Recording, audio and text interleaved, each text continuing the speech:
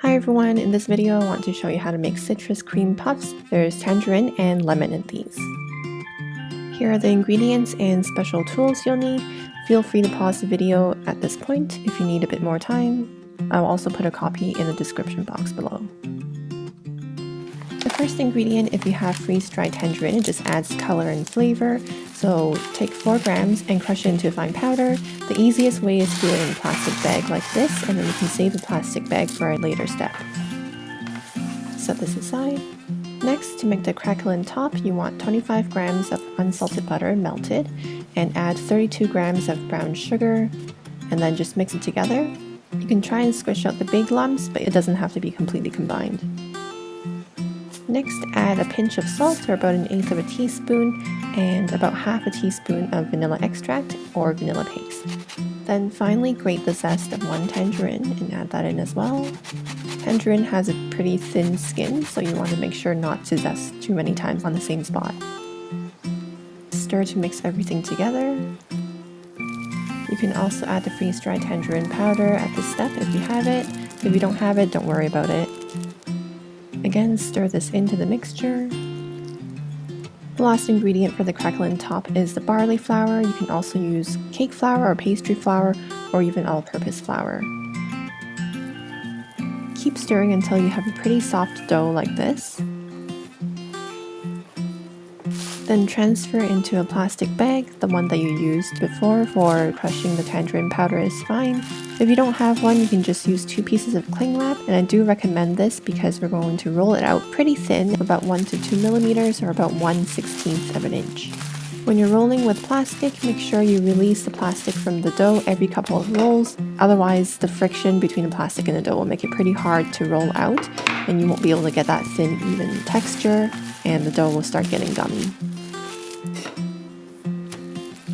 Rolling with plastic, you can also feel pretty easily around for thicker and thinner areas and even that out. This is very helpful with rolling out dough that you need very thin. Once you're happy about the thickness and evenness, put the whole thing on a metal tray and into the freezer to firm up. It only takes about 5 minutes.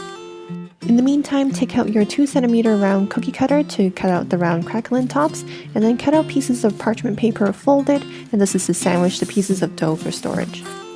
Once your craquelin sheet is frozen, take the whole thing out of the freezer and keep it on the metal tray to keep it cold. Cut open the plastic bag, or just peel apart 2 pieces of plastic and start cutting out your circles. And then store them sandwiched between the pieces of parchment like this, and keep them in the freezer until they're ready to use. This recipe comes together really quickly, so before you begin, preheat your oven to 375 degrees Fahrenheit or 190 degrees Celsius. To make the choux pastry, you're going to add 85 grams of orange juice to 40 grams of unsalted butter and bring the whole thing to a rolling boil. For the orange juice, you can use any as long as it's not concentrated. Obviously, if you choose one with higher sugar content, your choux pastry will come out sweeter and also brown a bit more easily too. Once the mixture has come to a rolling boil, remove it from the heat, add all your 60 grams of bread flour along with a pinch of salt at once, and then stir just to make sure all the flour gets combined into the wet mixture. It should form a pretty soft dough. At this point, place it back on the heat on low, and then keep stirring and cooking it for about 1 to 2 minutes. You may notice the dough start to stick to the bottom of the pot, but that's okay, that's what you want to see. So keep stirring until 1 to 2 minutes have passed. Once you've cooked it for about a minute or 2, remove it from the heat again and add 1 teaspoon of vanilla extract or vanilla paste, and then stir that into the dough. Now we're going to add the eggs, and if there's a lot of dough sticking to the bottom of your pot, you're going to want to put the dough into a different bowl and use that instead, but my saucepan is pretty clean. I'll just add 1 egg at a time, and these are large eggs. These are actually fridge cold eggs because we want to cool the mixture as we add the eggs in, and then you want to stir immediately just so that there's no chance that the egg will scramble because the dough and the saucepan are both pretty hot. It does take quite a bit of stirring, so if you want, you can just use the stand mixer for this step. And once the egg is completely mixed in, add your second egg And same thing, stir right away and keep stirring until you get a smooth, shiny dough.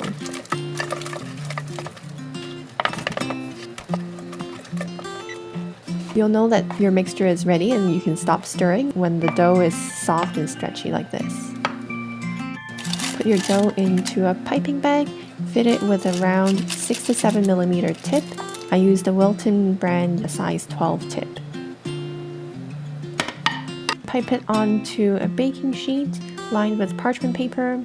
You can keep enough distance between each puff for it to double in size.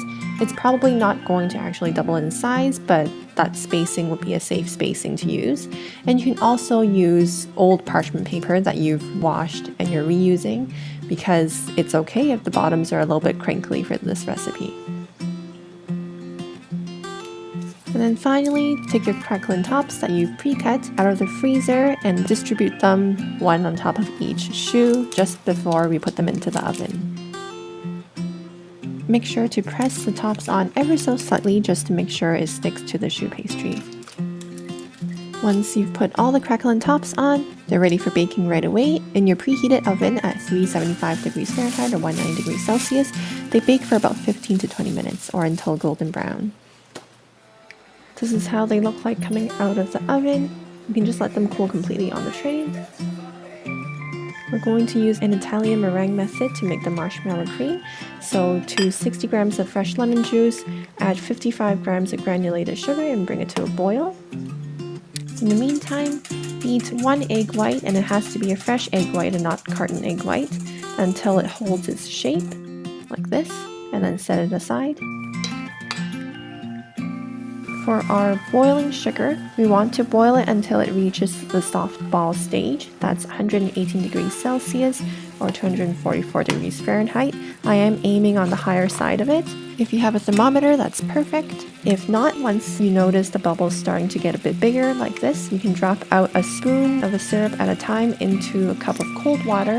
Once that drop forms a soft, squishy ball, then you know you've reached the soft ball stage. If you're doing it without a thermometer, you might also want to make your recipe a little bit bigger. Your egg whites are going to get a bit clumpy by the time the sugar boils. That's okay, just give it a vigorous stir right before the sugar is ready. And then since we're doing this by hand, keep the bowl on a towel to prevent it from slipping. Stir as you're pouring the hot sugar in. The bowl will bounce quite a bit just because the sugar makes the bowl sticky and you're trying to stir it with one hand. If you have somebody holding the bowl for you, that's perfect. If you have a stand mixer, you can also use that. Otherwise, just pour a bit and then stir vigorously, pour a bit, stir vigorously. And then once you've poured everything in, just keep beating the egg whites like it's the end of the world until it gets really smooth and glossy and you get stiff peaks.